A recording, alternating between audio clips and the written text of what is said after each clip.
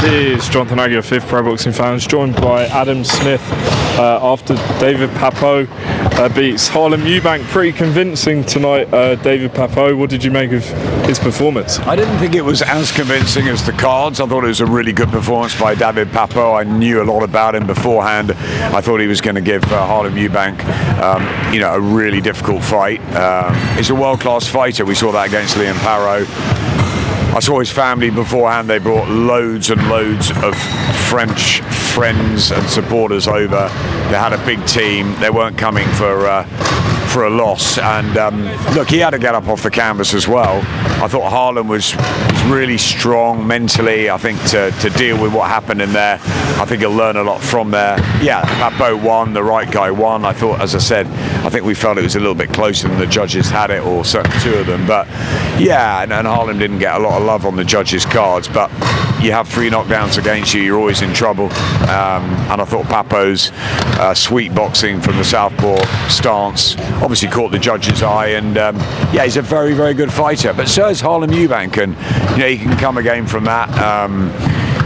David, I think he should have a rematch with Liam Parrow, and for Harlem, he should wait and see what happens over the next few weeks with the mad welterweight division, and maybe take the loser of 1 or 2 of the big fights coming up, and try and rebuild. But he can learn from that. He's 32. He can come again. It was actually, I thought, a strong performance from Harlem, despite the fact that he was up against a very good fighter who deserved to win. The class was with the Frenchman, but Harlem was impressive tonight, and I don't think he should be too hard on himself.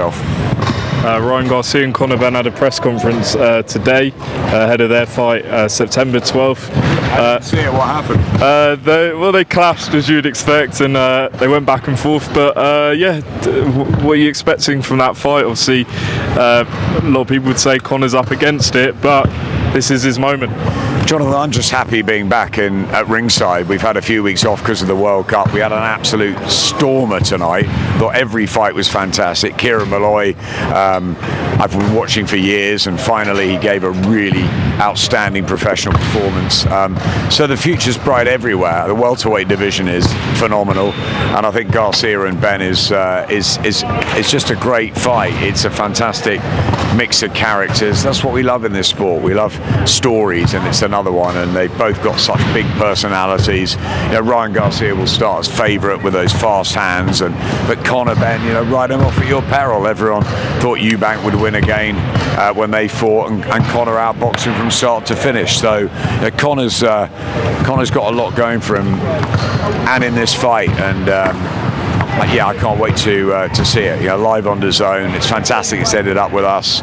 Really pleased about that, and looking forward to it. Next week, you'll be in Jeddah for Joshua's return against Kristian Prenga. So I could be in 2 places. Spencer Brown's like, what about Thailand? But it's a bit tough, I think. So I think I'll stay in Jeddah and hope that Tyson can get the job done against Mariusz Wach and fly in for the Saturday night. But yeah, Jeddah will be interesting. AJ is a good friend of mine. I've known him for a long time, and obviously we were devastated with what happened in Nigeria just before Christmas.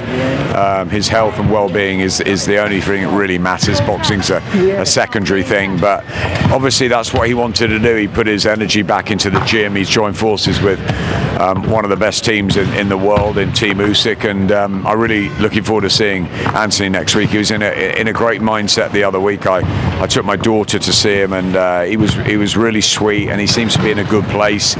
How he comes to terms with what happened in December, I don't know, but obviously boxing has helped him, and it'd be good to see him back under the lights against Kristian Prenga, who's got the opportunity of a lifetime, but obviously he's never fought anywhere near the level of AJ. So you expect AJ to come through just like Tyson Fury, and we get the big fight on. Yeah, both of them are going to be big favourites next week, but is there slight concern? We've been here many times before that someone doesn't have a good night.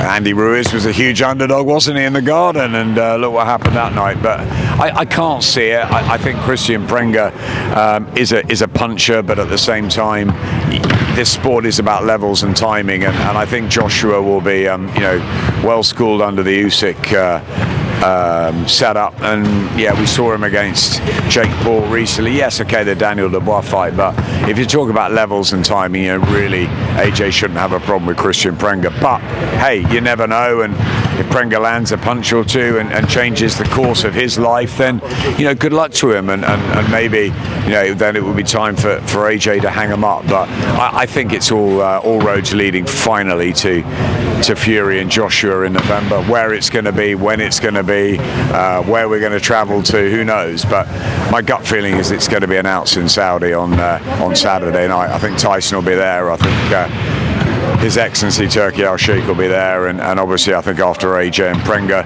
should everything go according to plan, they'll announce it once and for all. You'd have thought. We've never seen them face to face as well, so that'd be quite a moment. Yeah, it will be. Obviously, I mean, it nearly happened at Tottenham, but I don't think AJ was ready. He's the landlord, isn't he? So let's see what happens on Saturday night next week. This time next week, I think we should have more of a clue about what's going to happen. Adam Smith, appreciate your time. You'll be on the ground as well with Andy Levada for The Voice of Boxing on YouTube. Absolutely, we will be. I'm going to Jeddah on Tuesday.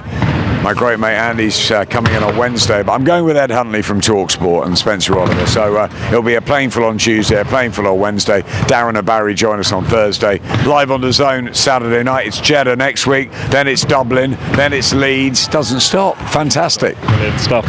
Adam, appreciate it, mate. No problem.